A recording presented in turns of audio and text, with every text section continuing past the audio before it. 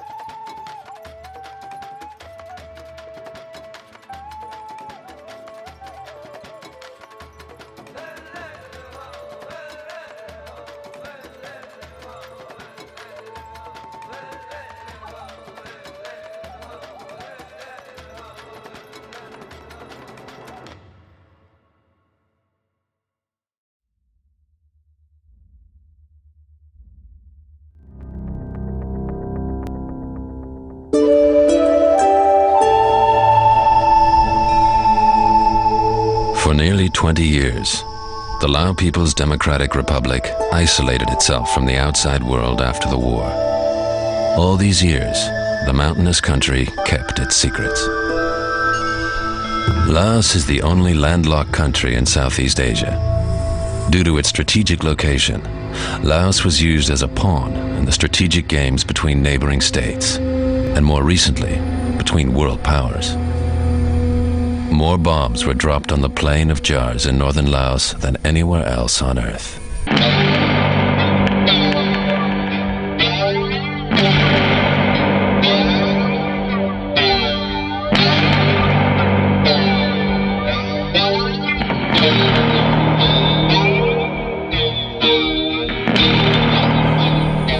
Before the war, some 50,000 people lived here. Many of them were members of the Hmong people, an ethnic hill tribe. According to ancient local legend, these jars were created by a race of giants who used them to brew rice wine for the celebration of an arduous but victorious battle. Now you're a famous guy. Soon you'll be on the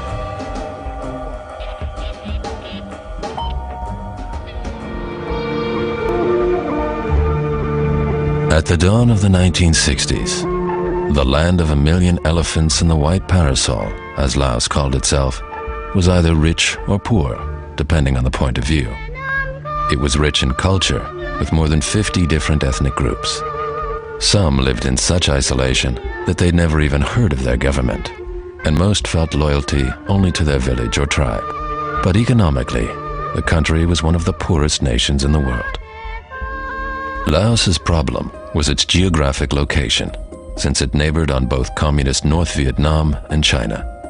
In 1954, Laos was declared neutral.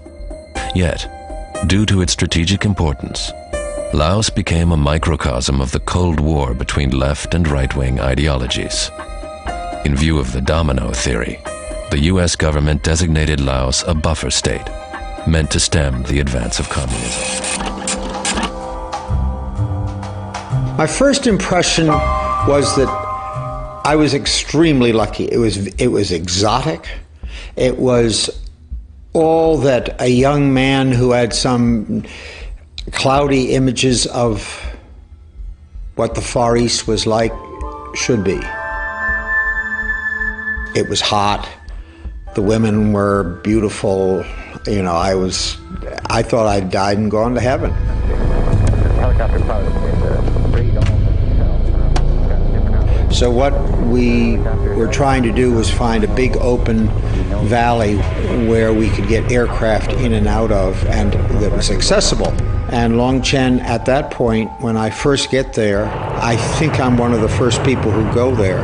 It was a beautiful valley full of high grasses, karst formations.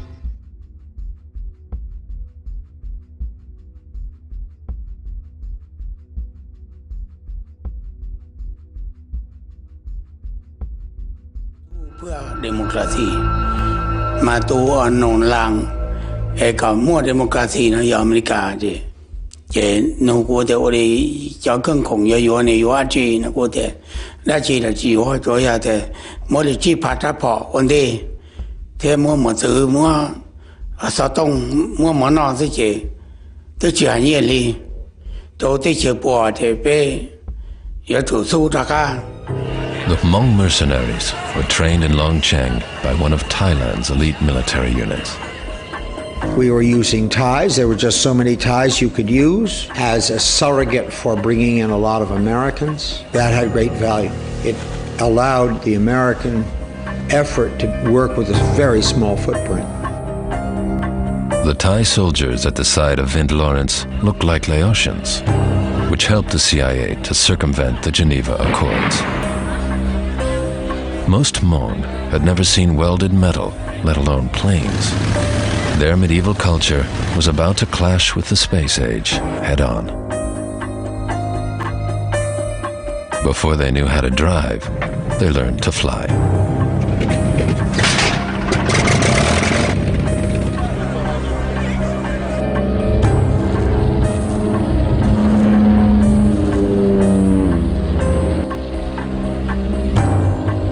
At that point, we were still on the right side of the angels. I thought we were doing the right thing with the right people in the right place.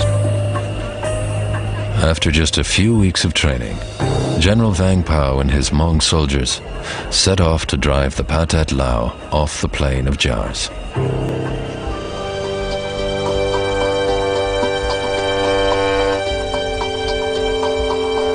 Decampment. The trail of the secret war leads into the Zaisambun Special Zone. Inside the zone lies the former CIA airbase of Longcheng. This is our destination.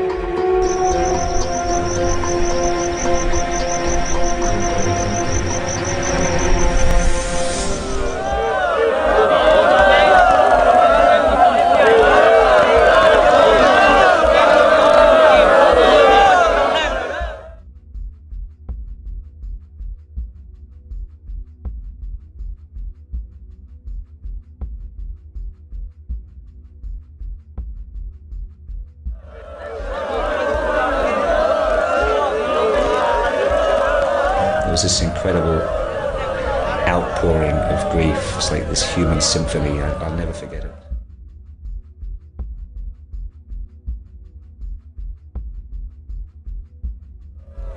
It'll be with me to my grave, the sound of that. It's all I can hear when I look at this picture. It was just awful.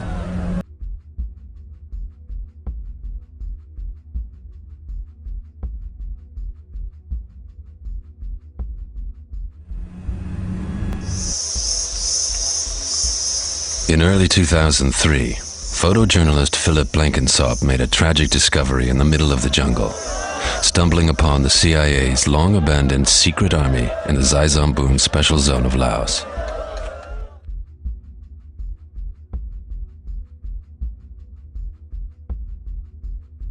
I honestly believe that we're trying to free people. We came from the sky and destroyed everything they owned, everything they loved, everything they held dear.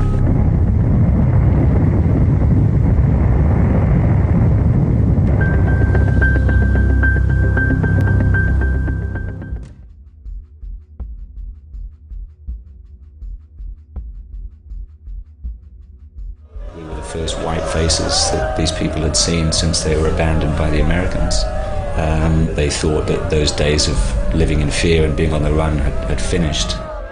12,000 veteran fighters. Their women and children had been clashing with Laotian communist troops for the last 30 years. Now, they want out.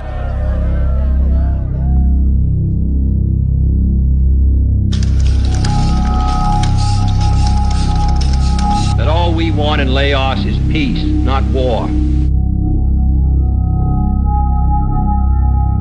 As far as American manpower in Laos is concerned, there are none there at the present time on a combat basis.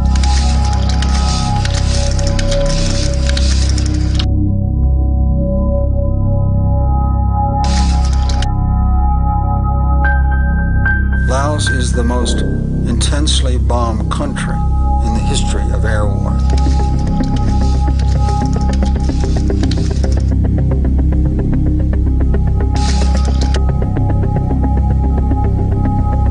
I honestly believe that we're trying to free people. We came from the sky and destroyed everything they owned, everything they loved, everything they held dear.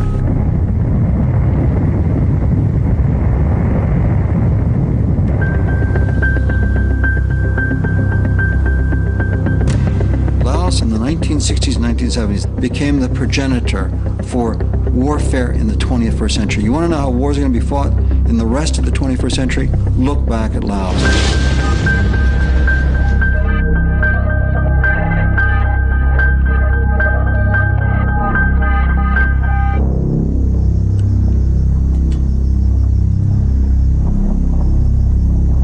From 1960 to 1975, the CIA ran a clandestine sideshow to the Vietnam War in Laos.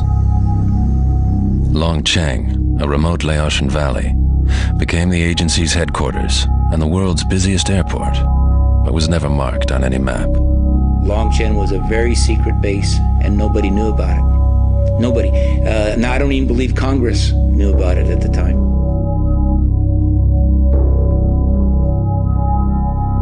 More than 400 flights a day took off from Long Cheng, and the secret war grew into the largest operation in CIA history.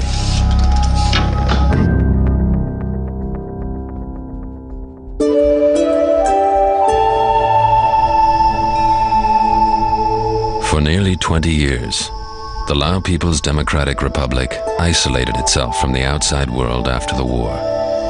All these years, the mountainous country kept its secrets.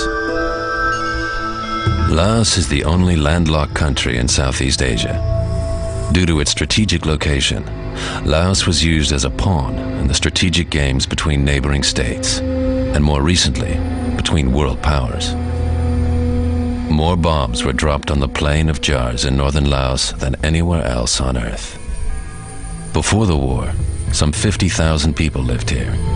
Many of them were members of the Hmong people, an ethnic hill tribe. According to ancient local legend, these jars were created by a race of giants who used them to brew rice wine for the celebration of an arduous but victorious battle.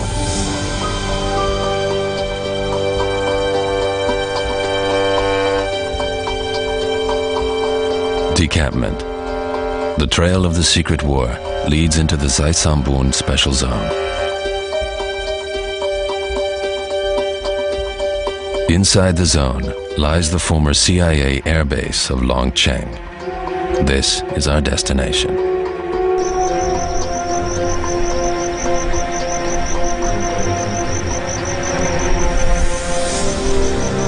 We head now to Zaisambun, the special zone. Why they call special zone? Because it means like the government have to take care special because they have problems with the unorganized terrorism or robber attack the road, and also the government put a lot of armies around, many army camp, you know. I don't know them, but I know their boss. Susat Petrasi is a well-connected man and will take us into Long Cheng. No outsiders have managed to reach the secret base since the end of the war in 1975. We passed the checkpoint unsearched.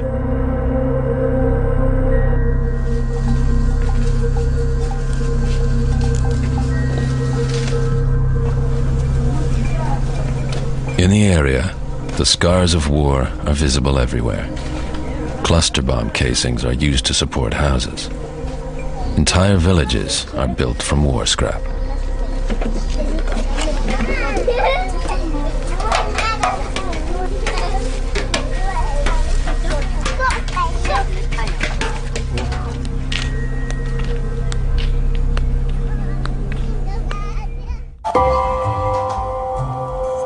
Now you're a famous guy. Soon you'll be on the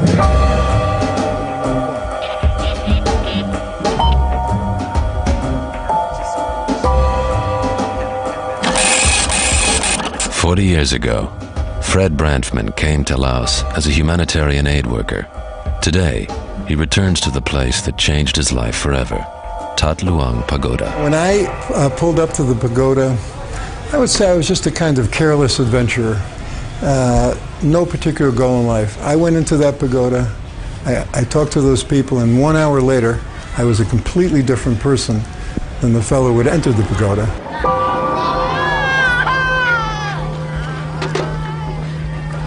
And there were thousands of refugees just living like animals on the floor. And I walked up to the first one and we started talking, and he mentioned that he'd been bombed. I wouldn't have even thought to ask him. And I remember that I was in complete shock. Oh my God, I never heard of this, and I'm living in Laos. And I realized that no one else outside of Laos had heard of this. There had been secret bombing going on for 5 years that had killed thousands of people, driven whole populations under the ground, and no one even knew about it.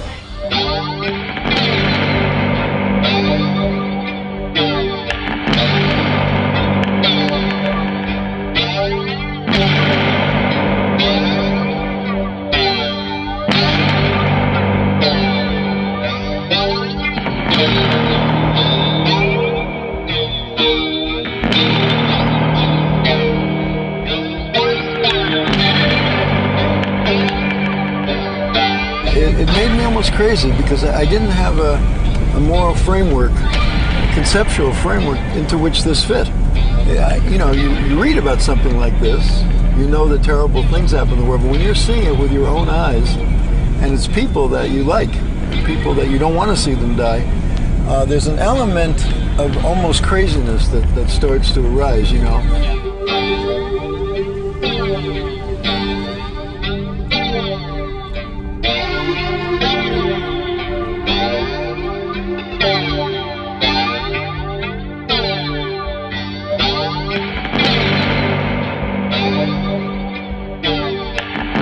This is the only eyewitness account of the massacres, the mass murder of civilians that occurred on the Plain of Jars as a result of the air war.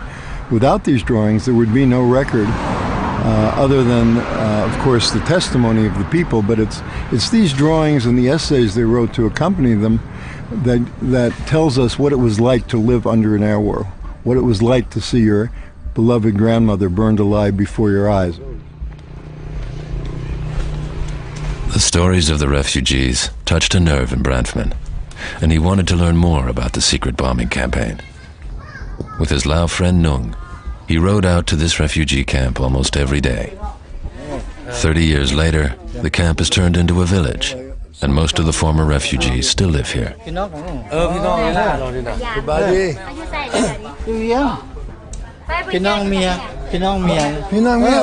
Oh, it's a relative of his wife. She'll tell some stuff. Oh, Sabaidi. Chelsen Yang. Kam. Kwaisu Puvieng. Chachuk Lawa. I interviewed over 2,000 people in both northern and southern Laos, from the Plain of Jars, from the Ho Chi Minh Trail area, and from other parts, and every single one told the same story. สมัยนั้นสงครามที่ตอนเฮาอยู่เวลานั้นก็ยังน้อยอายุมง13-14 ปีเนาะแล้วถ้าว่าจะไปนี่คันยินเสียงเคสนั้นมันเป็นภูดอยแล้วมีภูเนาะมีภูแล้วบ่ที่เฮาอยู่มันเป็นน่ะชนบทนะทุ่งนานะถ้ายินเสียงเฮอบินสีอึ้งๆนี่คันถ้ามันมานั้นยินเสียงแล้วแต่ว่าโตมันมาฮอดถึงหัวเฮาแล้วเด้เนาะ Since 1964, the official U.S. line had been that, at the request of the Laotian government, armed U.S. reconnaissance flights are being conducted. In fact, the U.S. Air Force was dropping bombs every 8 minutes. When the fighter bombers couldn't reach their targets over Vietnam, they dumped their bombs on Laos because they couldn't land with bombs on board. น้องแกงนี่แห้งค่ะแต่นี่สำรองน้องแกงนี่เป็นปืนภูเลยย่างไปขายเครื่องนี่จะว่าเต็มเปิด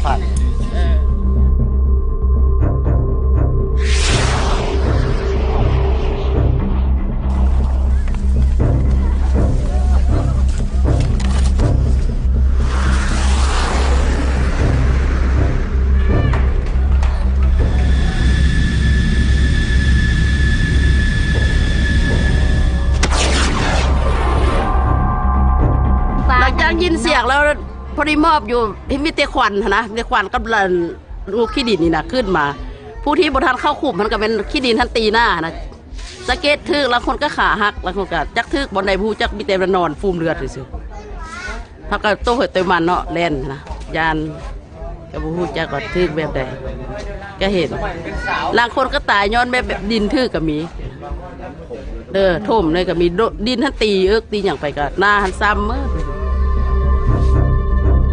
In the cave of Tampu, the entire population of a village was killed by a missile. 473 men, women, and children perished.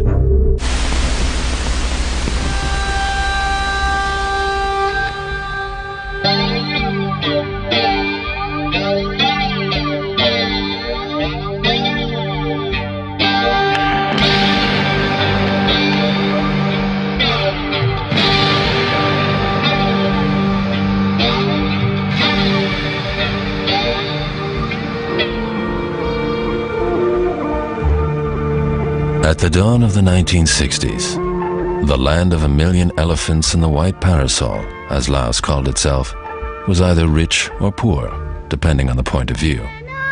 It was rich in culture, with more than 50 different ethnic groups. Some lived in such isolation that they'd never even heard of their government, and most felt loyalty only to their village or tribe. But economically, the country was one of the poorest nations in the world. Laos's problem was its geographic location, since it neighbored on both communist North Vietnam and China. In 1954, Laos was declared neutral.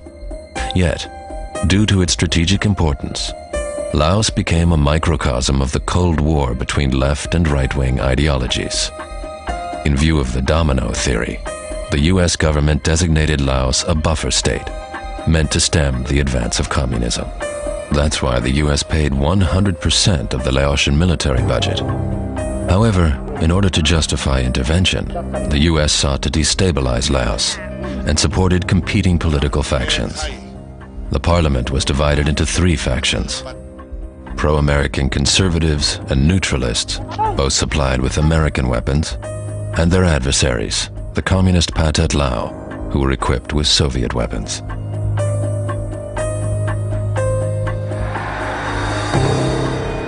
Officially, the US State Department supported the neutralist Prime Minister Suvarnabhuma, while the CIA was covertly supplying a conservative general with weapons.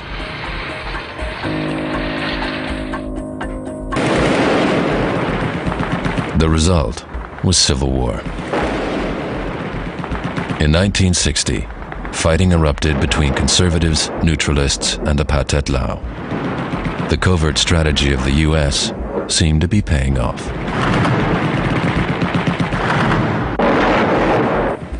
The security of all Southeast Asia will be endangered if Laos loses its neutral independence.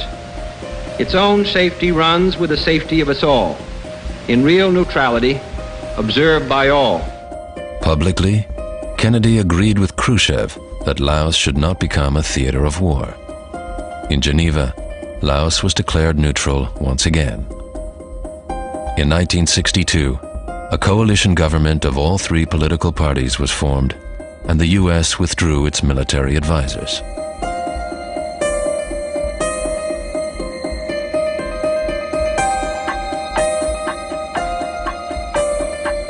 Kennedy, however, wasn't playing fair. With the help of a falsified map, he played up the communist threat, marked red. The Allied troops of the US, marked blue, were not displayed on Kennedy's map. This enabled him to station 5,000 troops in neighboring Thailand. In the meantime, the US president had given a green light to covert operations in Laos. The secret war had begun.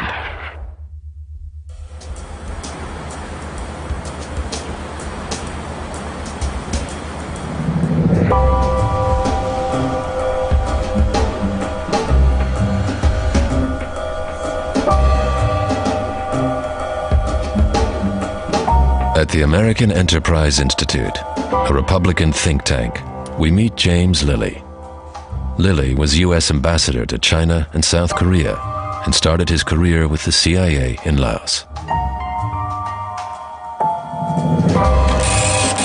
I was a senior at Yale University in New Haven, Connecticut, and I was approached by a professor, taken to his office, which was a very fine paneled office, and lights were low, and bookshelves, and pipe smoking, tweed. Oh, goddamn. Hello? Yeah. He said you had a background in Russian studies, and that's our major concentration. You've been an athlete, a captain of a team, which shows that you have some leadership. You've been in the Air Force Reserve Officers Training Program, which shows that you are interested in military affairs. You were born in China. You're the kind of guy that CIA wants. Vint Lawrence was also recruited by the CIA directly out of college. They snuck the 22-year-old into Laos in 1962, just as the Americans were officially in the process of pulling out. My first impression was that I was extremely lucky. It was exotic. It was all that a young man who had some cloudy images of what the Far East was like should be. It was hot. The women were beautiful. You know, I thought I'd died and gone to heaven. Helicopter pilot So what we were trying to do was find a big open valley where we could get aircraft in and out of, and that was accessible. And Longchen, at that point, when I first get there, I think I'm one of the first people who go there. It was a beautiful valley full of high grasses, karst formations, and half a dozen people. And that's where we started.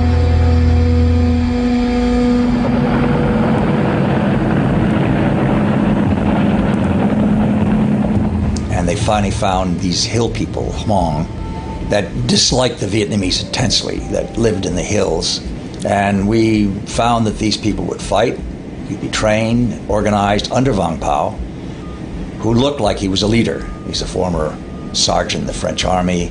He had charisma. He was a fighter. A couple of case officers discovered him. And they were looking very much for a strong Southeast Asian ally.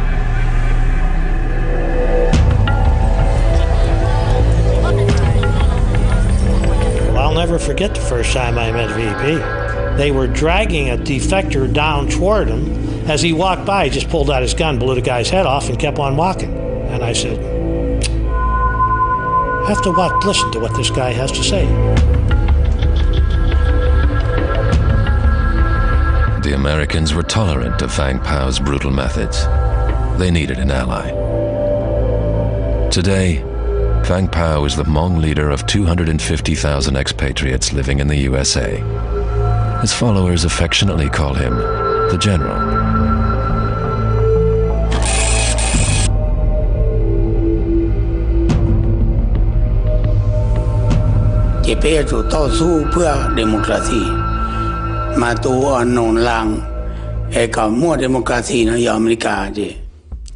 nó của thế ori cho cân khổng yo ne yo chi nó của thế đã chỉ là chỉ ho cho ya thế mỗi lần chỉ phát ra bỏ ổn đi thế mua từ mua sao tông mua món nọ thế chứ tôi chỉ hành nhiên đi tôi chỉ bỏ thế về giờ chủ số ra cả. The Hmong mercenaries were trained in Longcheng by one of Thailand's elite military units. We were using Thais. There were just so many Thais you could use as a surrogate for bringing in a lot of Americans. That had great value. It allowed the American effort to work with a very small footprint. The Thai soldiers at the side of Vint Lawrence looked like Laotians, which helped the CIA to circumvent the Geneva Accords. Most Hmong had never seen welded metal, let alone planes. Their medieval culture was about to clash with the space age head-on. Before they knew how to drive, they learned to fly.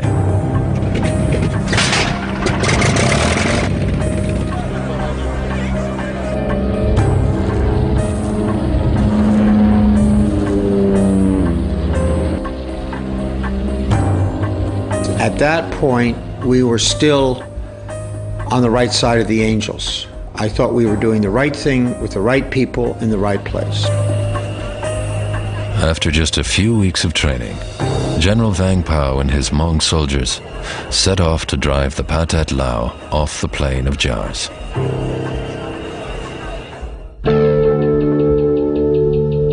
American involvement in the war was kept confidential. Officially, the Americans were conducting a humanitarian aid mission in Laos.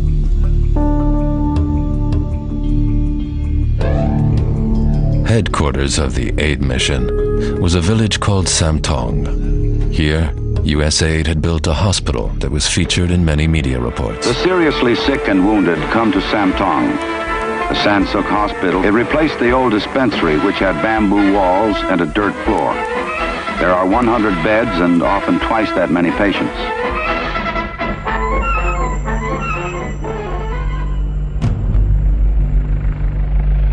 The logistics of the aid mission were assigned to a private company, Air America. The pilots were Americans. Originally, we were led to believe that we would be hauling rice and things for USAID, which we did. We had 2 or 3 different customers, and we were told, depending upon where you're sent, they would tell you which customer you would be working for. It didn't take a mental giant, though, to, after you were there about a week, to figure out that this wasn't just hauling refugees.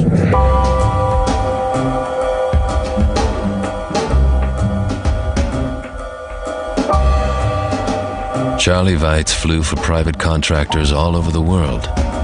He joined Air America right after his military service.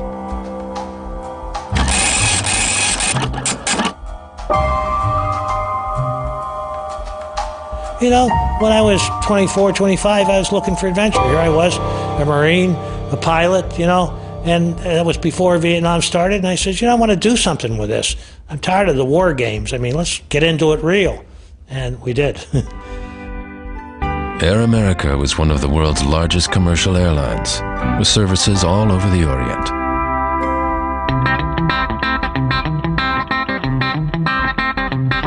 For USAID's Civic Action Program, hundreds of landing strips, so-called Lima sites, were carved out of the mountain.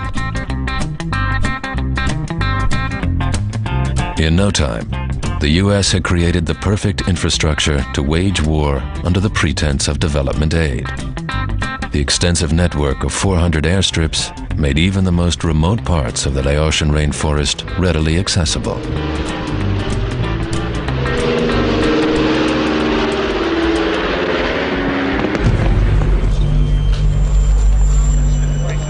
I'm not too sure, quite frankly, in the early days, just who actually knew the whole picture. It was sort of like a need to know to get the job done. Some guys might have gone up and they might have worked for a USAID customer for their first 2 or 3 tours and never got to call hard rice, which was ammunition, or troops.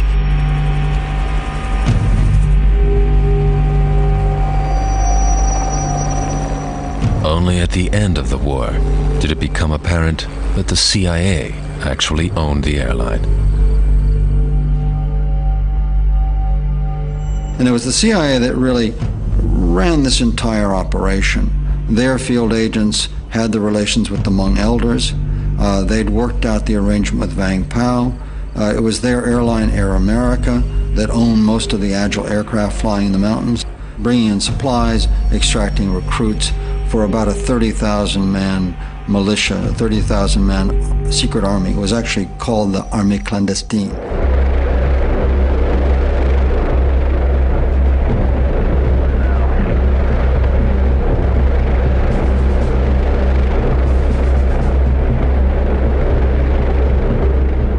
CIA case officers closely supervised the counterinsurgency offensives and tested a new strategy to batter the communist Pathet Lao.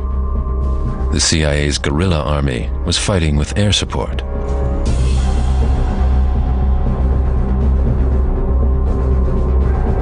Bombers piloted by Hmong soldiers were called in from Long Cheng. Not only is this a new way of fighting a war and using air power in a way that's never been used before in human history to take and hold ground almost independent of any ground force.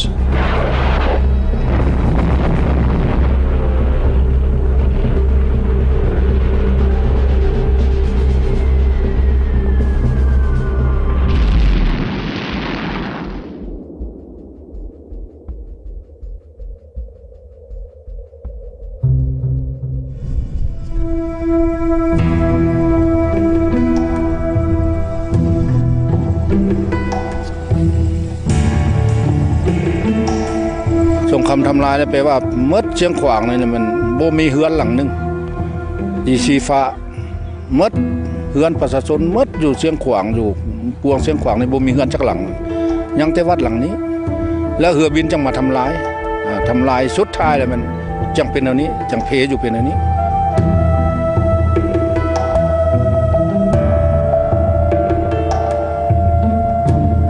The American government was willing to spend hundreds of millions of dollars to bomb innocent people and almost nothing to make amends for what they had done, perhaps to pay the survivors some money, reparations, as it happened after World War II, perhaps even to clean up the ordnance we left behind. All those thousands and thousands of bombs that are still keeping people today. The United States hasn't cared. The people who suffered these things have had to pay for it their whole lifetime.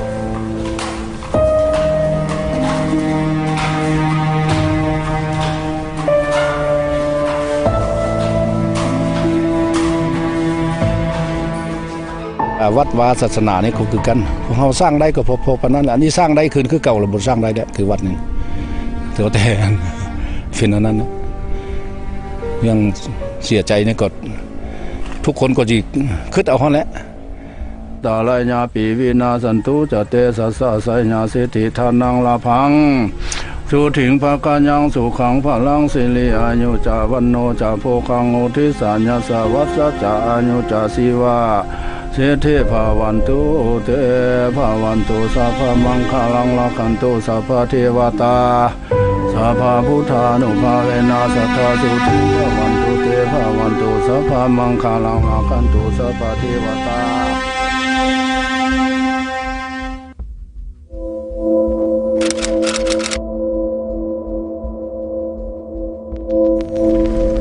If you heard about Long Cheng, it's like you heard about evil names. The CIA, compound, bomb, planes, Wang Pao.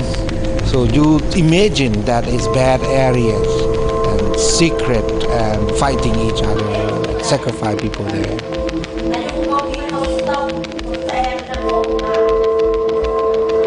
Sai Sambun is the provincial capital of the military zone. No outsiders are allowed here. Government soldiers patrol the area. Nobody wants to talk on camera about the conflict with the remaining Hmong resistance forces.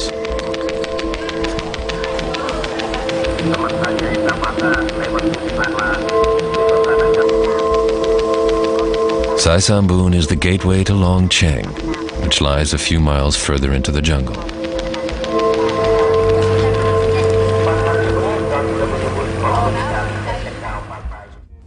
Vientiane, the capital of Laos, was nowhere near the battlefields, but America's influence on the country's politics became more and more evident.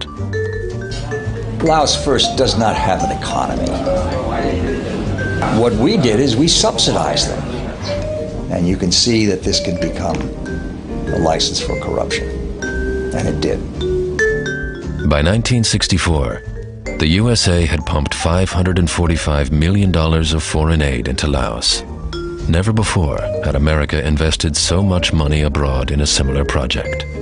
And it was all done in the name of democracy. If this sounds familiar, we wrote constitutions for them. We got them to have elections for their National Assembly. We tried to get them to elect their officials. And they went through this process. But they didn't really take to democracy.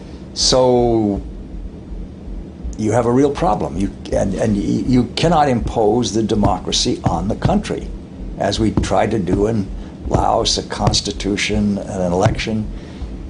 Iraq, a constitution, election.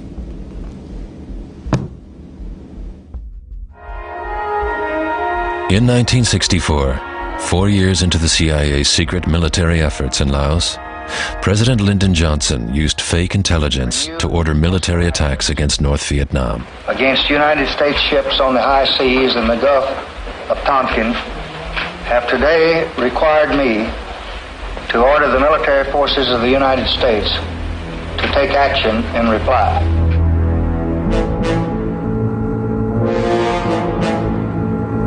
We wish to emphasize we seek no wider war. In 1965, the U.S. introduced combat troops into Vietnam.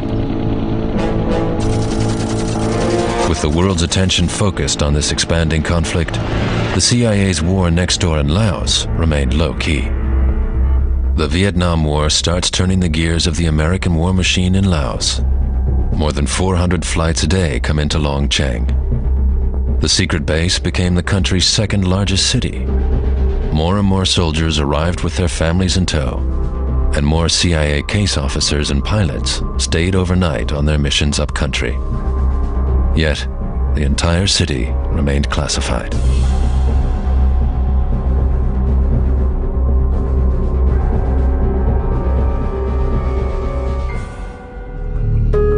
Long Cheng was given the code name Lima Site 20 Alternate, seemingly an auxiliary landing strip to Sam Tong. Outsiders were to assume that the site was reserved for emergency landings. This meant that the CIA, away from the public gaze, had a free hand, and the secret agents in Long Cheng could go about their business undisturbed. It attracted odd people, wonderful odd people. So there was a mystique about it. The atmosphere surrounding the secret war was bizarre.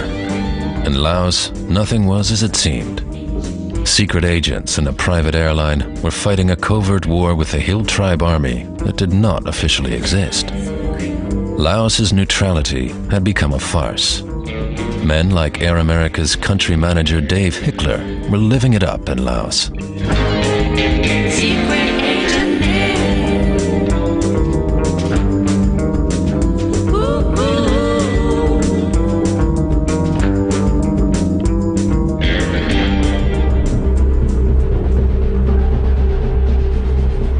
As the war in Vietnam escalated, one major purpose of the operation was now to interrupt the Ho Chi Minh Trail, the supply network of jungle roads and trails built by the North Vietnamese that led through southern parts of Laos. More and more bombing missions were flown to interdict the trail.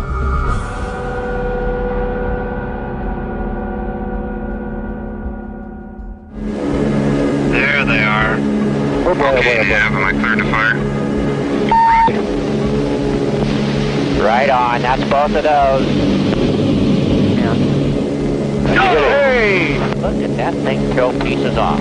What a burner. That's a large explosion. Yeah, let's see if we find some more trucks here instead of one fireworks. Despite sustained attacks, the traffic on the trail never slowed. As the war in Vietnam developed, Laos became an absolutely critical battleground, particularly that 100-mile stretch between Sam Nua, the Plain of Jars, and Vientiane. That little tiny bit of territory was absolutely strategic, critical if the United States were going to have a chance to win the Vietnam War. South of the Plain of Jars, the CIA's army in Long Cheng blocked the communists from advancing towards the capital city of Vientiane. The front kept shifting back and forth, and 4 years into the war, no one had made headway. In the meantime, President Johnson entered into peace talks with the North Vietnamese. The United States had stopped the bombing of North Vietnam in the area where 90% of the people live. After President Johnson stopped bombing North Vietnam in May 1968, the air war over Laos escalated to new levels.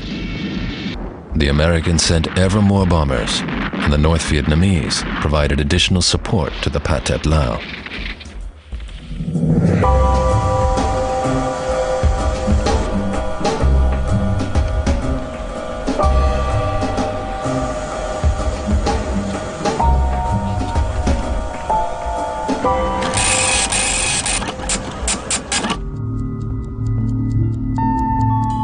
In 1970 and 71, there were reports coming back from South Vietnam about U.S. troops starting to use substantial quantities of heroin.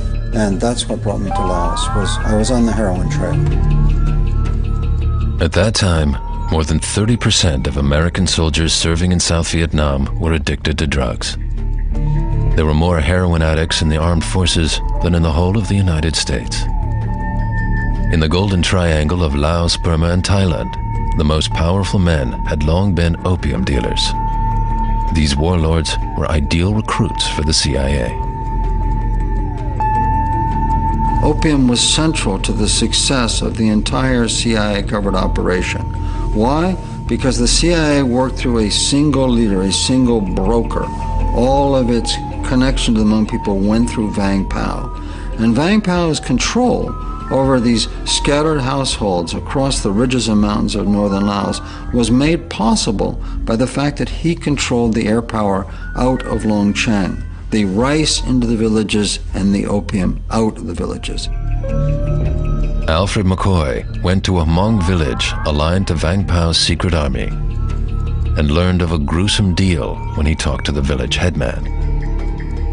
The local headman, a man named Gersu Yang, he said, "We did a bargain with the CIA. We gave them our men, and all we asked is for them to feed us. Now, Vang Pao and his men have asked us for the 14-year-olds. If we send the 14-year-olds, who will be the men to marry the daughters of the village and produce the next generation of children? We'll die as a community." So we said no, and they cut off the rice. But only a few villages could afford to refuse Vang Pao's demands.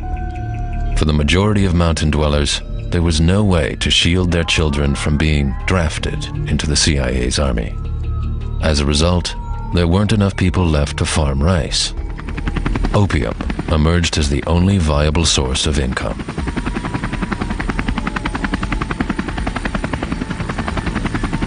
The Air America helicopters would fly in. Hmong officers, lieutenants and captains in the CIA secret army would get off, pay them cash for the opium, load the opium in the helicopters, and it would fly off in the direction of Long Chang. I'm sure it happened. I mean, nobody denies the possibility, but that wasn't what we did. There were certain alliances made in certain areas that within Laos, you would move this guy's marijuana from here to there, but that was as far as it went with us, and that was condoned, I would say. After he learned about the secret bombing campaign, Fred Branfman became obsessed with trying to stop it. He started to work with journalists to expose U.S. atrocities committed in Laos.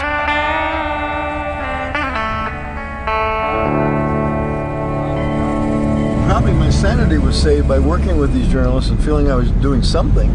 You know, that every day I could get up I could try to find another journalist, I could interview some of the people, send their photos to the Kennedy subcommittee, and I could do something. And I think that probably was one of the things that saved my sanity at that time.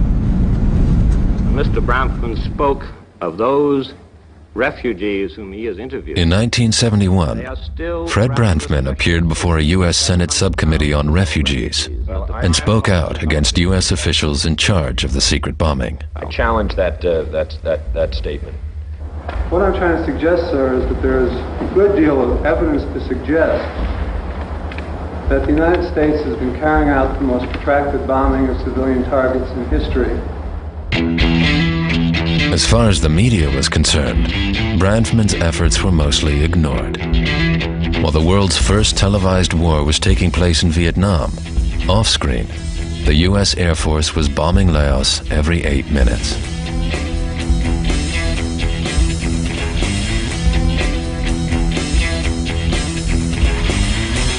As the veterans returned home, the conflict spilled onto American streets, and the tide of public opinion was turned against the Vietnam War.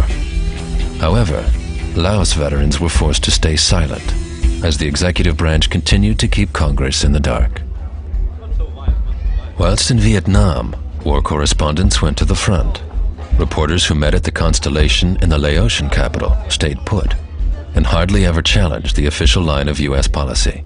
I was quite shocked, particularly with two particularly well-known journalists. One is Ted Koppel, who later went on to be the chief correspondent on Nightline, and Bernard Kalb, who at the time was a very important correspondent for CBS. I worked for both of them. I took them both out to the refugee camps. They knew that Henry Kissinger had ordered bombing raids that had murdered thousands of innocent people in violation of the Nuremberg Tribunal. Bernard Kalb wrote a biography of Kissinger. You look in the index, there's nothing about Laos, even though he knew that Kissinger had ordered these horrible bombing raids in Laos. Why? Because they were pursuing their careers. It wasn't until 1971 that 3 journalists finally made it to Long Cheng and uncovered the secret base.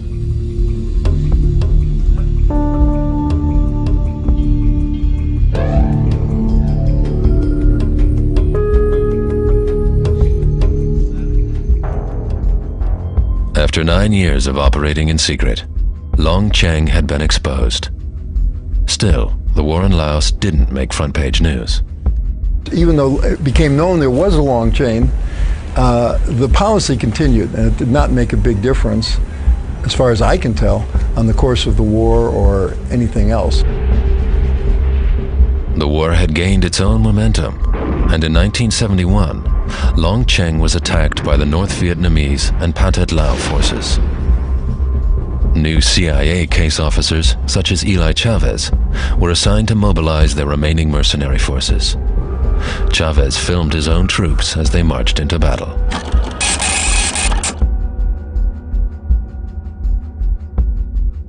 I sent them out, and we received a lot of casualties within 5 to 10 minutes. We lost 40 men at that time, killed and wounded. And so there was an anger from the Lao commander, and he said, "You Americans like to fight the war 25 meters away." I was very scared. During the charge, my mom and dad were they taught me an old Spanish hymn, Más allá del sol, and I sung that song all the way when I was charging the hill.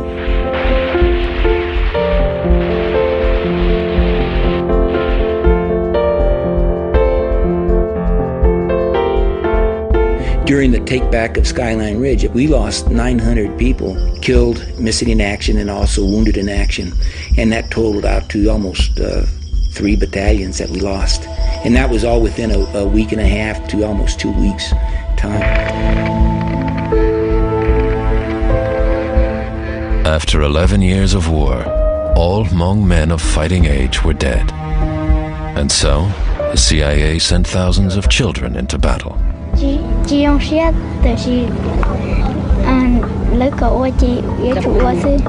see, not enjoying because he want to study and he want to know more, but the pressure pushed him to do soldier. By now, after years of bombing, the Plain of Jars had ceased to exist. But the biggest bombing in history was yet to come. And what the Plain of Jars and what it's a symbol of is how those people on the vague frontiers, those people in the third world, those people we never see and never know about and never hear, can be vaporized, wiped off the face of the earth without people back here even knowing about it.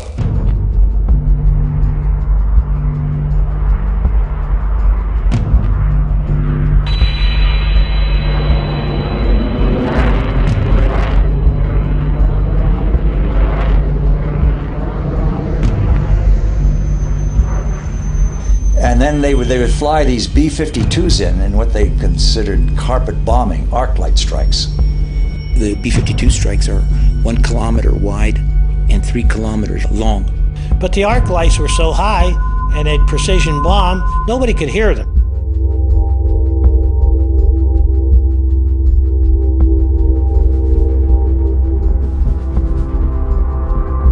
What had started as an air-supported guerrilla war had escalated into an all-out air war.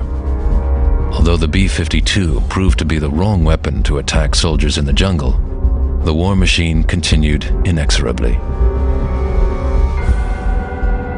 For a period of 9 years, the U.S. Air Force conducted airstrikes every 8 minutes.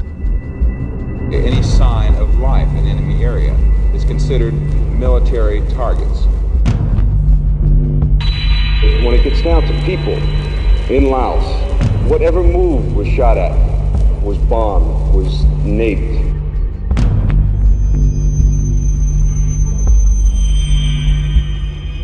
It was more than 10 arc lights that I called in.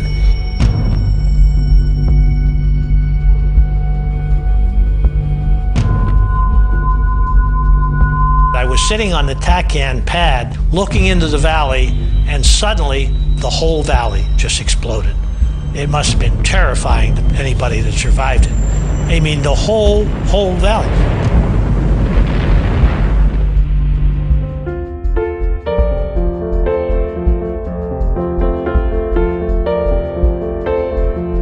And I want to credit the agency, I want to credit all the case officers and the staffs, everybody. It was a great organization, and I'm very proud of it. For my efforts there, I received the Intelligence Star for Valor, and the citation is just wonderful. It makes me want to cry. The secret war in Laos was the largest air war in human history. The United States dropped more bombs on Laos than it did on Germany and Japan combined during World War II.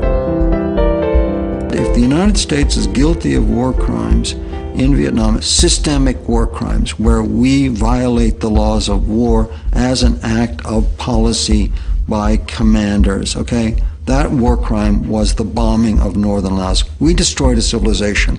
We destroyed a small medieval civilization, the Lao Phung civilization surrounding the Plain of Jars. We wiped it off the face of the planet.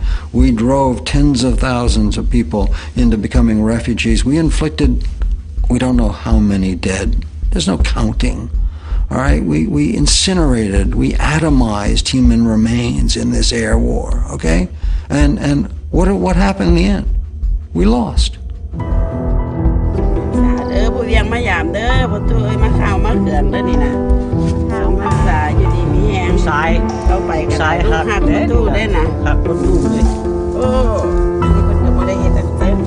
I've never done this with my own parents. It's heavy. That we're speaking for them. The question of how we do these things is very important. We often intervene in these places, and our leaders stir up our emotions by making the case that we should do it. And we don't think enough about how we're going to do it. And it's the how that's important, not the rights and wrongs. At the end of our trip, we reach Long Cheng. It's clear that the village has sunk back into oblivion. A few Lao troops are stationed here in what looks like a ghost town.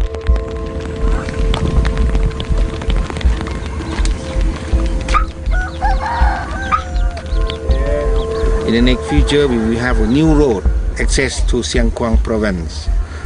It also means that we open Long Cheng accesses, which is tourism attraction in the next future.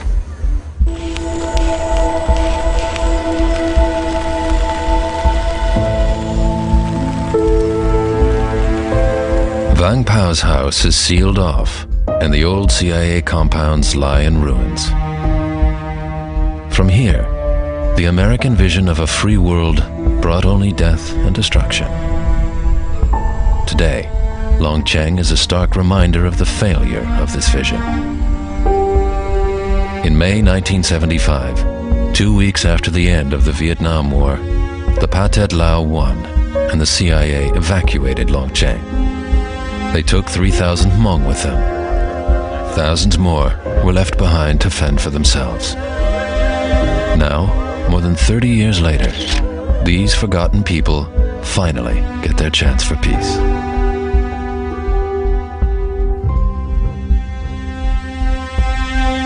Why is your son in Iraq? I've asked him that before. Who? I asked my son, why are you going? I owed lots of people, Daddy, a lot of money. And I can pay my bills that way. That's what he's doing. That's basically what I did.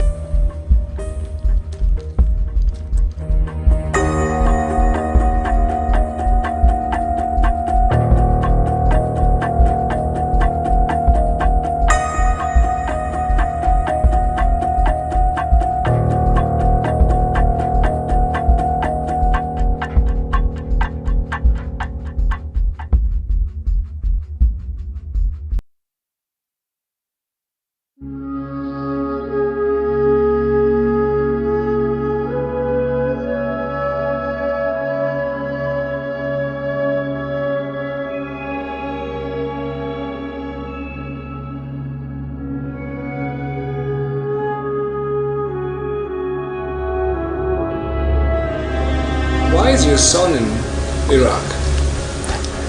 I've asked him that before. I asked my son, why are you going?